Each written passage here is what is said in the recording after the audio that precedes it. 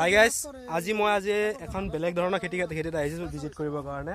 চ' আজি যিটো খেতি আপোনালোকে দেখাম ন, অসমত আপোনালোকে কমেই চাই পাইছে এই খেতিখন, কাৰণ আগতে এই খেতি নাছিলে। আজিকালি মানুহসকলে যি খেতিয়কসকল অলপ আপডেট হৈ আছেতো, চ' আউট অফ অসমৰ বাহিৰত যিকেইটা কৰি আছিলে সেইকেইটা অসমত আহি আছে লাহে লাহে। আৰু এইটো বহুত হাই ভেলু কাল্টিভেশ্যন হয়। মই অলৰেডি আপোনালোকক কওঁ যে মই চব ধৰণৰ হাই ভেলু কাল্টিভেশ্যনৰ ওপৰত ভিডিঅ' বনাওঁ। চ' আজি যিটো ভিডিঅ' এইটো হাই ভেলু কাল্টিভেশ্যন হয়।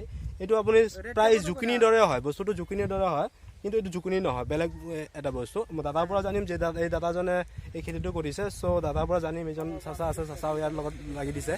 চ' আপোনালোকে আশা কৰোঁ এইটো ভিডিঅ'ৰ পৰা আপোনালোকে উপকৃত হ'ব। আৰু যিসকলে মানে খেতি কৰিব নিবিচাৰে, খেতি এৰি দিব বিচাৰিছে, সেইসকলে এই ভিডিঅ'টোৰ পৰা অলপ উৎফুল্লিত হ'ব আৰু আপোনালোকে জানিব পাৰিব যে কি ধৰণৰ খেতি কৰিলে আপোনালোকে কণ্টিনিউ কৰি যাব পাৰিব, কেনেদৰে লাভান্বিত হ'ব পাৰিব।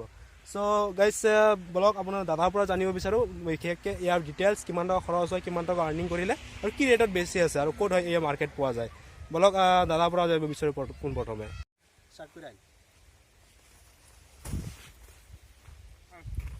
চ' দাদা, অলৰেডি আপোনাক ক'লোঁ যিটো মানে খেতিৰ বিষয়ে আপোনাৰ অলপ ডিটেইলছ ক'ব, যাতে মানুহে গম পায় এইটো খেতিৰ বিষয়ে, আৰু অসমৰ মানুহে যাতে এইটো খেতি বেছিকৈ কৰে আৰু লাভান্বিত হ'ব। আপুনি জানে আজিকালি খেতিয়ক সমাজৰ কি ধৰণৰ পৰিস্থিতি হৈ আছে। আজি মানুহে খেতি কৰিবই নিবিচাৰে আৰু খেতি এৰি দিব বিচাৰিছে। গতিকে আপুনি যদি অলপ কৈ দিয়ে এনেধৰণৰ কি ধৰণৰ খেতি কৰিলে, বা এই খেতিখন আপুনি কি ধৰণে কৰিছে, ক'ৰ পৰা সহ পালে আৰু ক'ত বেছি আছে, কি ধৰণৰ প্ৰফিট পালে, সেই বিষয়ে অলপ ডিটেইলছ জনায়, মানে আমাৰ ভিউৱাৰে অলপ ভাল পাব আৰু লগতে আমাৰ খেতিয়ক সমাজৰ উপকৃত হ'ব বুলি ভাবোঁ। তাৰমানে কথাটো হ'ল কি জানে, এইটো আপোনাৰ ইমান লাভৱান নহয় বস্তুটো, কিন্তু আস্তে আস্তে জানিলে আমি লাভৱান হ'ম। আমি এইটো ফাৰ্ষ্ট কৰিছোঁ, ইমান এটা কৰিব জনা নাই। আগৰ বছৰ আমি ভাল কৰিম খেতিটো। আমি বাহিৰৰ পৰা মানুহ আনিম, কলকাতাৰ পৰা মানুহ আনি কিনে ভাল মতন এইটো কৰিম। এইবাৰ আমি নিজে কৰিছোঁ, আমি মাষ্টৰ ৰখা নাই। সামনে বছৰৰ পৰা এই কলকাতাৰ পৰা মানুহ আহিব, আহি কিনে সিহঁতে নিজে আমাক কৰি কিনে দেখাই দিব। সিহঁতক মাটি দিব লাগিব, ইয়াৰ কাৰণে অলপ লগাই কিনে এইবাৰ চাইছোঁ আমি বস্তুটো, কিন্তু ভালেই হৈছে, বেয়া হোৱা নাই। এই বস্তুটো চাইছে, এইটো আপোনালোকে কিন্তু মাৰ্কেটত কমেই পাইছে। যিটো গুৱাহাটী বা ডাঙৰ ডাঙৰ চহৰত এইটো কি বস্তু সেইটো নাজানেই, বহুতে নাজানে। কিন্তু আমাৰ গাঁৱত এইটো এতিয়া বৰ্তমান হৈ আছে, গাঁৱৰ মানুহে খেতি কৰি আছে, জানা শুনা হৈ আছে। চ' দাদা, এইটো আপোনালোকৰ যেনেকুৱা গছকেইটা লগাইছে, এইটো মালচিন বুলি কয়, অলপ এইটো মালচিন বুলি কয়, যিটো আপুনি চাইছে এইটো মালচিন বুলি কয়। মালচিনটো বেড বনাইছে, ধুনীয়াকৈ বেড বনাই ইয়াত এটা ফুট বনাই আপোনালোকক 3 ফিটৰ মিনিমাম 3 ফিট দূৰত এটা গছ লগাইছে। আৰু ইয়াত লাগি আছে, ইয়াত বহুতো হৈছে। এটা গছত দাদা কোৱা মতে 10 কেজিৰ ওপৰত হৈ যায়, 10টা-12টা পিচ হৈ থাকে। 10টা-12টা পিচ হোৱা মানে কি, মানে 10 কেজিলৈকে পাই যায় পাৰ গছত। চ' এইটো 30 টকা ৰেটত বেচিলে পাৰ গছত 300 টকা মোটামুটি আহি যাব মোৰ মতে। আৰু অলৰেডি মই আপোনাক কৈছোঁ, মই এইকেইটা খেতিত অলৰেডি হাই ভেলু কাল্টিভেশ্যনৰ ওপৰত কোৰ্চ কৰি আহিছোঁ।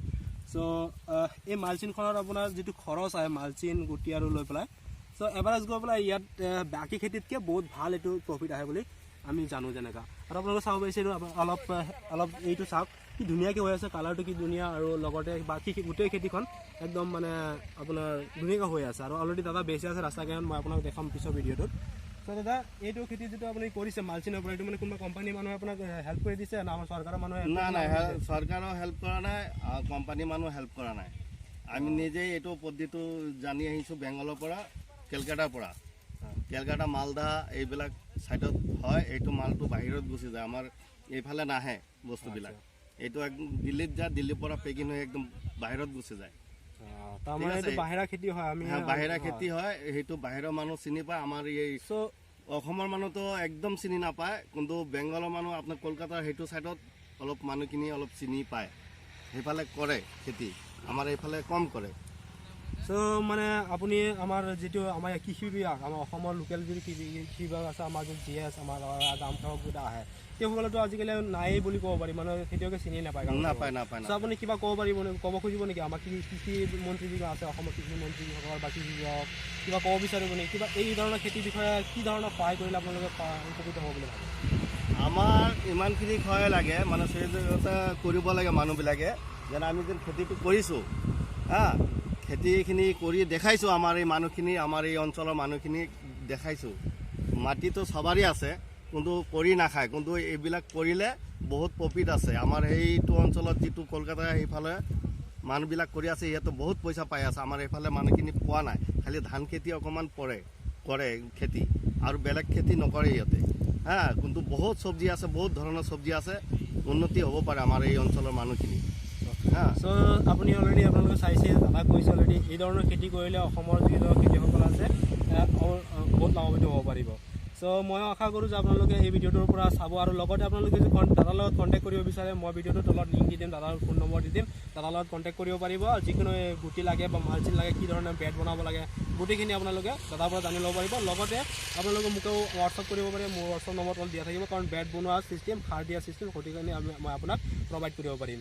চ' আশা কৰোঁ এইটো ভিডিঅ'ৰ পৰা আপোনালোকে লাভান্বিত হ'ব, আৰু এই ভিডিঅ'টো আপোনালোকে ভাল পালে, যদি ভাল ইনফৰ্মেশ্যন পাইছে তেনেহ'লে লাইক কৰিব, শ্বেয়াৰ কৰিব আৰু ছাবস্ক্ৰাইব কৰিব মোৰ চেনেলটো, যাতে গোটেই অসমৰ খেতিয়কসকলে এই ভিডিঅ'টো চাব পাৰে আৰু ইয়াৰ পৰা বহুত উপকৃত হ'ব পাৰে। লগতে যিসকল টাউন চহৰত থাকে, মানে ডাঙৰ ডাঙৰ টাউন থাকে, তেওঁসকলে নাজানে এই বস্তুটো কেতিয়া কি হয়, কি ধৰণৰ খেতি কৰা হয়, তেওঁলোকেও এই ভিডিঅ'টো যাতে চাই পেলাই জানিব পাৰিব কি ধৰণৰ খেতি ক'ত কৰা হয়।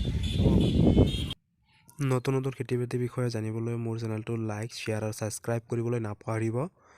আশা কৰোঁ মোৰ চেনেলটো ছাবস্ক্ৰাইব কৰিব, যাতে আপোনালোকে যিকোনো নিউ আপডেটবোৰ পাই থাকিব। ধন্যবাদ।